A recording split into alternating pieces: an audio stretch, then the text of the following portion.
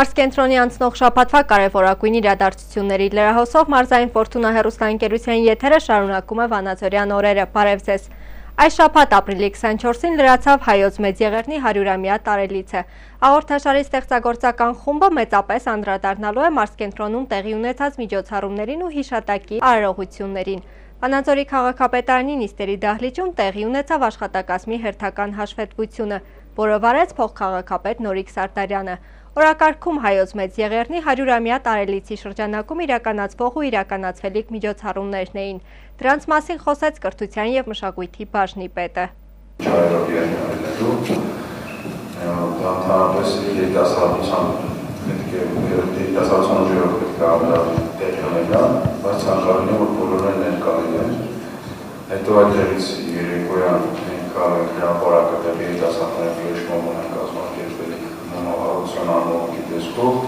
Եվ ամենակարևորը, որ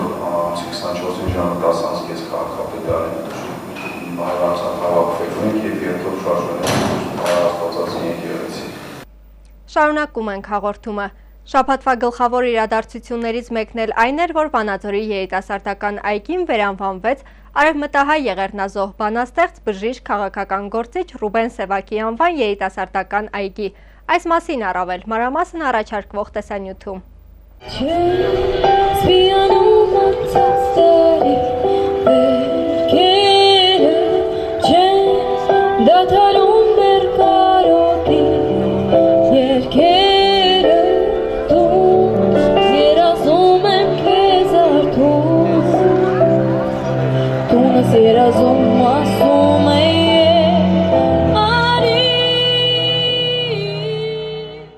Ինչպես ամբողջ աշխարհում, այնպես էլ դրա սահմաններից դուրս Սփյուռքում Եղեռնի 100-ամյա տարելիցին ընթരാճ այգիներ, փողոցներ, հրապարակներ են անվանակոչվում եղեռնազոհ հայրենիների անուններով։ Վանաձորը եւս բացառություն չի։ Համատեղ նախաձեռնությամբ հանդես Չիլինգարյան Մամիկոնյան պատմազգագրական տոհմ հասարակական կազմակերպությունը եւ Հայաստանի Հանրապետության գրողների միությունը։ Առաջարկը միաձայն հաստատվեց Վանաձորի համայնքի ավականու եւ համայնքի ղեկավար Սամվել Դարփինյանի կողմից։ Վանաձորի երիտասարդական այգին վերանվանվեց արևմտահայ եղեռնազոհ բանաստեղծ բժիշկ քաղաքական գործիչ Ռուբեն Սևակի անվան երիտասարդական այգի։ Այս կապակցությամբ ողջույնի խոսքով հանդես եկավ Վանաձորի քաղաքապետը։ Հույս ունեմ, որ վանաձորցիները այսուհետ այգին ավելի լավ կպահպանեն, ավելի լավ վիճակում կարող ենք պահպանել, կանաչապատել, ծաղկապատել եւ մեր երիտասարդների համար կդարձնենք նա մի սիրած վայր եւ բոլորը ավելի մոտիկից կճանաչեն մեծանուն գրողին, մեծանուն բժշկին։ Նախաձեռնության հեղինակները վստահ են, որ այս կերպ իրենց հարգանքի տուրքն են մատուցում Հայոց Մեծ Եղեռնի առաջին զոհը դարձած հայ մտավորականությանը։ Նաև գալիք սերունդներին ճանաչել կտան Ռուբեն Սևակի մարդ տեսակը, որի կարիքն այսօր մեր հասարակությունն ունի առավել քան երբևէ։ Հույսով եմ, որ այս անվանակոչումը, անվանափոխությունը այս այգու իր նպատակին կծառայի։ Այսօր Ռուբեն Սևակ մարդու տեսակը շատ անհրաժեշտ է մեզ, մեր ապագա սերունդին, մեր երիտասարդ սերունդին, որովհետև պայքարը չի ավարտվել, պայքարը միշտ լինելու է, քանի որ մենք շրջապատված ենք ոչ բարեկամ թշնամի պետություններով։ Ռուբեն Սևակի հրապարակախոսական, ազգասիրական, հայրենասիրական ոգին ամենից լավ դրսևորվեց 1909 թվականի Կիլիկյան կոտորածների ժամանակ։ Այդ ժամանակ նա դեռ Լոզանում ուսանող էր, բայց իր կրակոտ, իր ոգևորիչ հոդվածներով, որ նա գրում էր Կորսում հրատարակվող ազդակ շաբաթաթերթին, դրանք իսկապես կոչ էին այն ջարդարարներին, որոնք դեռ նոր էին սկսել այն ծրագրի իրագործումը։ Վանաձորցիներից շատերին հայտնի Վազգեն Բադալյանը ևս Չիլինգարյան տոհմից է, ասում է մեզ մոտ Չիլինգարյան ազգանվան գրողները շատ են։ Ցանկություն կա հետագայում նաև Ռուբեն Սևակ անունը գրող այգում տեղադրել բանաստեղծին ներկայացնող մշակութային որևէ կոթող։ Հաշվի առնելով նաև, որ Ռուբեն Սևակը Եղեռնի ամենաերիտասարդ մշակութային գործիչն էր ճանաչված,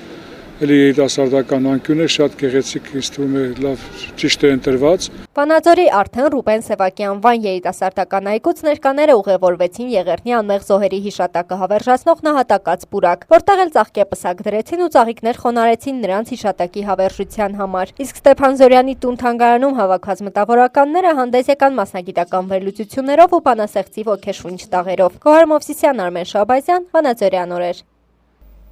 Շարունակելով թեման, նշենք, որ Հայոց Մեծ Եղեռնի մեկ-դարյա տարելիցին նվիրված միջոցառումներին անմասն չմնացին նաև հանրակրթական դպրոցները։ Աշակերտների կողմից իրականացված հերթական հուշ ցերեկույթին ներկա է եղել նաև մեր նկարահանող խումբը։ Հայոց ցեղասպանության 100-րդ տարելիցի շրջանակում հանրապետության տարբեր անկյուններում իրականացվում են տարաբնույթ միջոցառումներ նվիրված 1915 թվականի Հայոց Մեծ Եղեռնին զոհ դարձած 1,5 միլիոն անմեղ զոհերի հիշատակին։ Վանաձորի թիվ 5 ավագ դպրոցում նաև Եղեռնին նվիրված անկյուն է ստեղծվել, որտեղ ներկայացված են այս թեմայով եւ աշակերտների ձեռքով պատրաստված յուրատիպ աշխատանքներ։ Սա դպրոցի աշակերտների կողմից իրականացվող միակ նախաձեռնությունը չի։ Վանաձորի Շարլ Ազնավուրի անվան մշակույթի պալատում էլ կազմակերպվեց հուշ ցերեկույթ, որի նպատակն էր երիտասարդ սերնդին ծանոթացնել ոչ միայն հայ ժողովրդի պատմական անցյալի ամենամութ էջերին, այլև մաքարումների պայքարի արդյունքում վերընծյուղմանն ու որպես փյունիկ մոխիրներից առնելու կարողությանը։ Մենք մեր պարտքն ենք համարում, որ մեր սերունդները քաչ իմանան մեր պատմությունը, իմանան մեր հերոսական էջերը, չէ որ մեր ժողովուրդը նաև պայքարել է, դիմադրել է, բայց ցավոք սրտի պետականության բացակայությունը, ես կասեի, հանգեցրեց նման բանի։ Եվ այսօր մենք միջոցառումը կազմակերպել ենք այն նպատակով, որ նախ մեր երեխաները իմանան իրենց պատմությունը, կարևորեն, արժևորեն այն անկախ պետությունը, որում այսօր իրենք ապրում են, որովհետև իմ խորին համոզմամբ, եթե մենք ունենայինք պետականություն, մենք կզոհվեինք կռվի դաշտում, այլ ոչ թե այնպես, ինչպես կատարվել է ծեր մանուկ երեխաներ, որոնք հաճախ մորթվել են։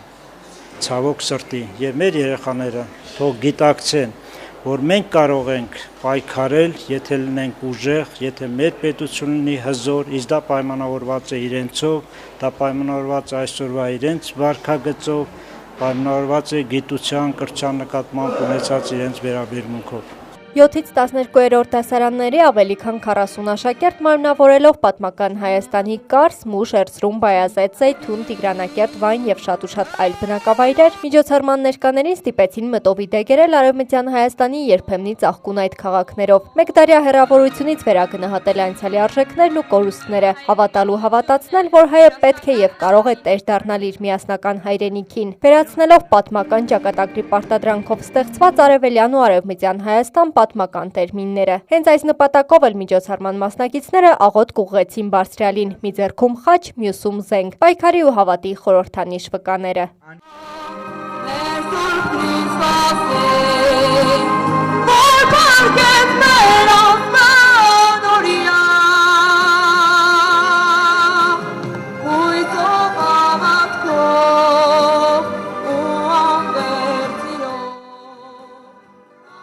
Ցերեկույթի կազմակերպիչների ու մասնակիցների համոզմամբ Հայոց ցեղասպանության ճանաչման համար մղվող պայքարը ոչ միայն համազգային, այլև համամարտկային կարևորություն ունի, քանզի աշխարհում ոչ մի ազգ ապահովագրված չէ նման արհավիրքից։ 20-րդ դարասկզբին հայ ժողովրդի նկատմամբ կատարված սոսկալի ոչրագործության ճանաչումը ոչ միայն կմաքրի Թուրքիայի պատմությունը ամոթալի փաստից, այլև կկանխի հետագայում ևս նմանատիպ բռնարարքները այլ ազգերի նկատմամբ։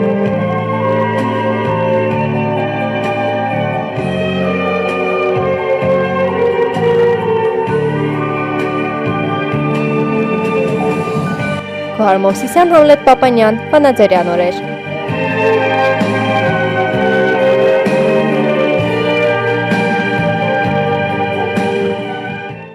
Հայոց ցեղասպանության 100-ամյա տարելիցին նվիրված միջոցառումներ Վանաձորում տեղի ունեցան գրեթե ամենուր։ Իրականացված եւ իրականացվելիք միջոցառումների մասին մեկ տեսաշարում։ Հայոց ցեղասպանության անմեղ զոհերի հիշատակի 100-ամյակին նվիրված միջոցառումները Վանաձորում մեկնարկեցին դեռ մարտի 1-ից։ Խորհրդանիշ պաստառներ տեղադրվեցին քաղաքի տարբեր հատվածներում, իսկ ահա ապրիլին քաղաքի բոլոր մշակույթի տներում տեղի ունեցան թեմատիկ ցուցահանդեսներ ու կինոդիտումներ, գրական երաժշտական երեկոներ, հանդիպում, քննարկումներ ու զեկույցներ, որոնց մասնակցեցին նաև տարբեր տարիքի դպրոցահասակ երեխաներ։ Այսքանով սակայն չսահմանափակվեց դպրոցականների մասնակցությունը հիշատակի միջոցառումներին։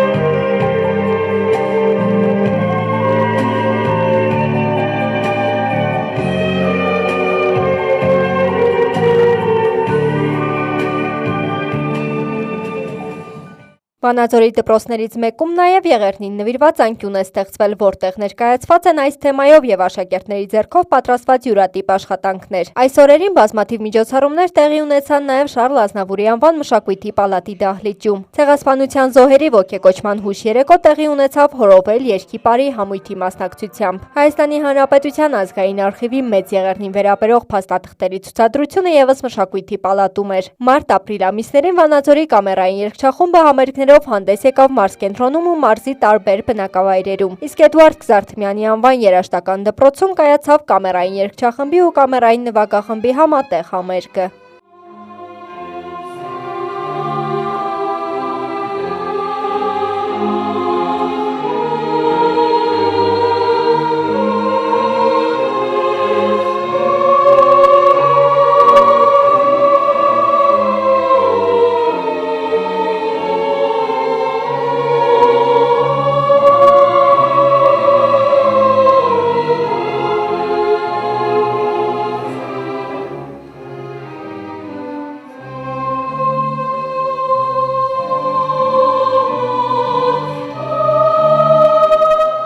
Հիշում են և պահանջում խորագիրը կրող հուշ երեկո Բոհեմ կամերային թատրոնի մասնակցությամբ դարձյալ Շարլ Ազնավուրի անվան մշակույթի պալատում, որտեղ Վանաձորի պոեզիայի թատրոնն էլ հանդես եկավ Մանֆրե արքան ներկայացմամբ։ Գրական երաժշտական կոմպոզիցիաներ, ցերեկույթներ տեղի ունեցան նաև Էդուարդ Գզարթմյանի, Շարատ Ալյանի, Գրիգոր Հախինյանի անվան երաժշտական դպրոցներում ու արվեստի դպրոցում։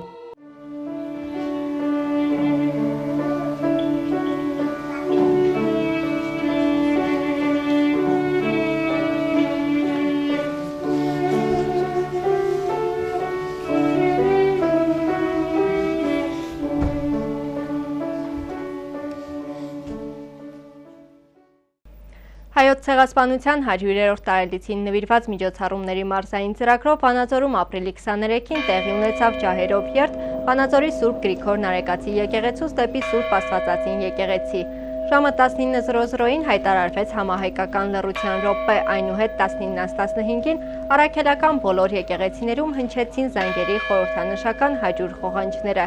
Հավաքված հազարավոր մարդիկ չնայած եղանակային վատ պայմաններին ժամը 21:15-ին Լոռու հրապարակից երթը շարունակեցին դեպի Հայքի հրապարակ, որտեղ էլ տեղադրված Շահամալիրի մանրակերտի մոտ կազմակերպվեց մոմավառություն։ Իսկ ապրիլի 24-ի առավոտյան Հայոց Մեծ Եղեռնի անմեղ զոհերի ոգեկոչմամբ հիշում են և պահանջում կարգախոսով Վանաձորի Հայքի հրապարակից տեղի ունեցավ քայլերթ դեպի Սուրբ Աստվածածին եկեղեցու սրբոց նահատակած պուրակ, որտեղ Մեծ Եղեռնի նահատակների հիշատակին նվիրված խաչքարին ծաղիկներ խոնարհվեցին ու ծաղկեպսակներ դրվեցին։ Այս անգամ տեսնում եք անկախ եղանակային պայմաններից ավելի շատ մարդիկ են միացել ջահերով երթին, ավելի ինքնաբուխ է եւ տարբերվում է նաեւ նրանից, որ երիտասարդներից զատ միացել են նաեւ մեծահասակներ, անհատ քաղաքացիներ։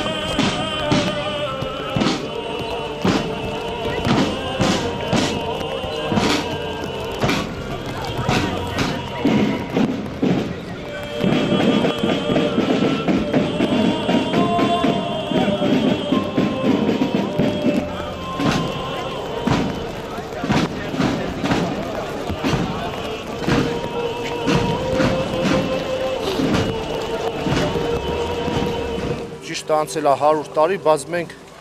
մեր պապերի ժառանգները լինելով հանդերձ չեն կարող մոռանալ ու եւս մի 100 տարի էլ անցնի, 1000 տարի էլ անցնի, մոռացության չի մատնվելու։ Տարին տարու վրա յուրաքանչյուր 100-ամյակի երթեր ավելի են շատանալու, պահանջը եւ պահանջատիրությունը ավելի է շատանալու։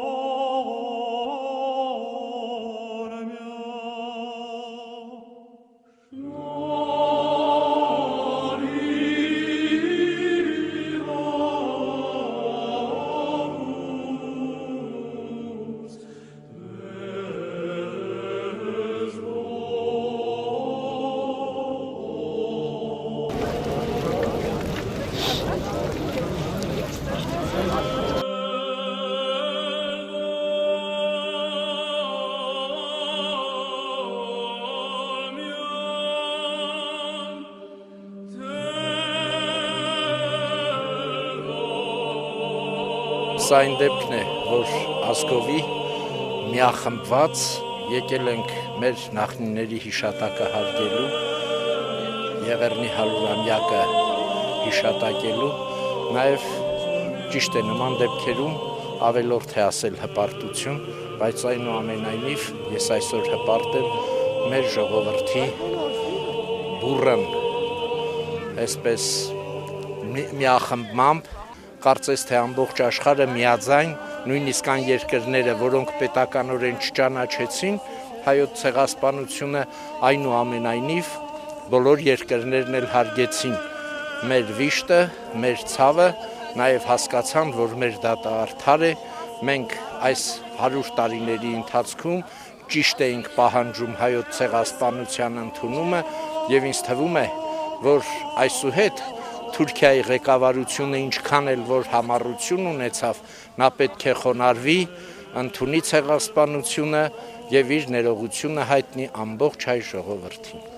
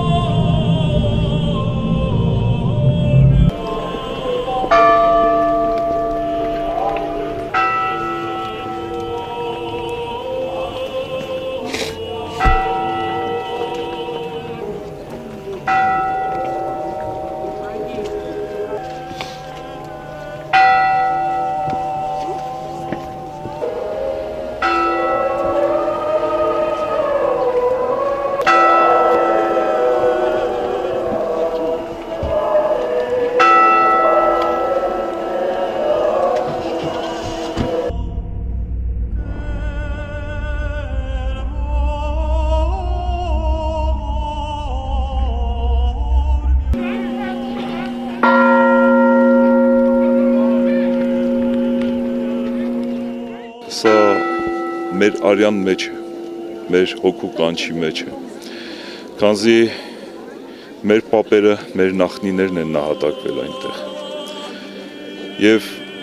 Երանի այն մարդուն, որ տեսել է երկիրը, ով տեսնի 100 տարի էլ անցնի, 200 տարի էլ անցնի, 300 տարի էլ անցնի, պահանջատեր կլինի, որովհետև մեր հոգու քաղցրությունը, մեր հոգին այնտեղ է, մեր պապերի ննջեցյալների մեջ է։ Եվ թող իրենց հոգիներին խաղաղություն լինի եւ մենք միշտ էլ այսպես երթով գալու ենք, մենք էլ չլինենք, մենք էլ անցնենք գնանք, մեր երեխաները, մեր թոռները գալու են ու պահանջատեր լինեն այնքան տարիներ, միջև որ ճանաչվի հայոց ցեղասպանությունը, միջև որ հետ վերադարձնեն մեր պատմական հողերը։ Եվ ես դրա հույսը ունեմ։ Այլ թեմաների մասին Մարզկենտրոնում մաքրման միամսյակն ընթացքի մեջ է Վանաձոր համայնքի ղեկավար Սամվել Դարփինյանը կոչ է անում բոլորին ակտիվորեն մասնակցել շաբաթօրյակներին, քանի որ քաղաքը մաքուր պահելը յուրաքանչյուր վանաձորցու պարտականությունն է։ Իսկ քաղաքապետարանի աշխատակազմը կառույցի գլխավոր պաշտոնյայի անմիջական մասնակցությամբ արդեն 3-րդ շաբաթը ակտիվորեն մասնակցում է քաղաքի մաքրման աշխատանքներին։ Այս շաբաթ քաղաքապետարանի ու ենթակա կառույցների աշխատակիցները մաքրման աշխատանքներ են իրականացրել Վանաձորի Մոսկովյան և Թումանյան փողոցներում։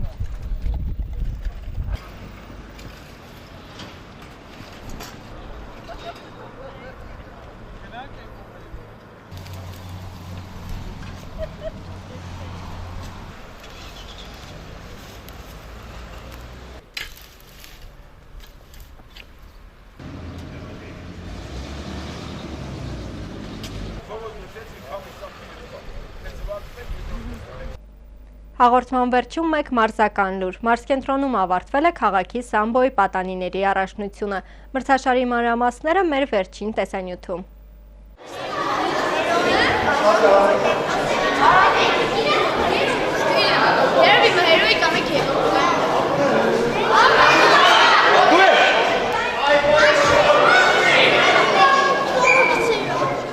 Համաձայն Վանաձորի քաղաքապետարանի ֆիզկուլտուրայի և սպորտի բաժնի մարզական միջոցառումների 2015 թվականի օրացուցային պլանի Գագիկ Ղազարյան մարզակումբում ապրիլի 19-ին մեկնարկեց Վանաձոր քաղաքի սամբոյի պատանիների առաջնությունը, որին մասնակցեց 70 մարզիկ 10 քաշային կարգերում։ Մրցումներն ընթացան կրտսեր տարիքի պատանիների միջև։ Մասնակցություն ունեցան ոչ միայն Վանաձորի սամբո ըմբշամարտի տարբեր թիմեր, այլև Գուգարք համայնքի դեռահասների թիմը։ Մարզիչ Աղասի Գալստյանի խոսքով մարզիկները ոգևորությամբ են մասնակցում նմանատիպ առաջնություններին։ Առաջնությունը նվիրված էր հայոց ցեղասպանության 100-ամյա տարելիցին։ Այսպիսի մրցումները շատ կարևոր են հետագայում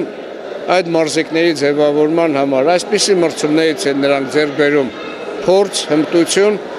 որ հետագայում մասնակցեն հանրապետական, ինչպես նաև միջազգային եւ այլ մրցաշարերի։ Հաղթողները պարգևատրվեցին Վանաձորի քաղաքապետարանի կողմից արժանանալով մեդալների, պատվոգրերի եւ հուշանվերների։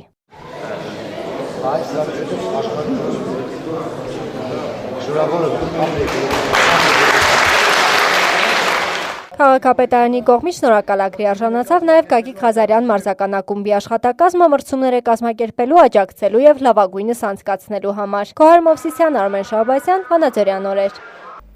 Այսպիսին էր մարզկենտրոնի անցուդարձը անցնող շաբաթվա ընթացքում։ Մենք կհետևենք իրադարձությունների զարգացմանը, իսկ դուք շարունակեք հետևել դրանց Վանաձորյան օրերի տեսախցիկից։ Կհանդիպենք հաջորդ շաբաթ, ցտեսություն եւ ամենայն բարիք։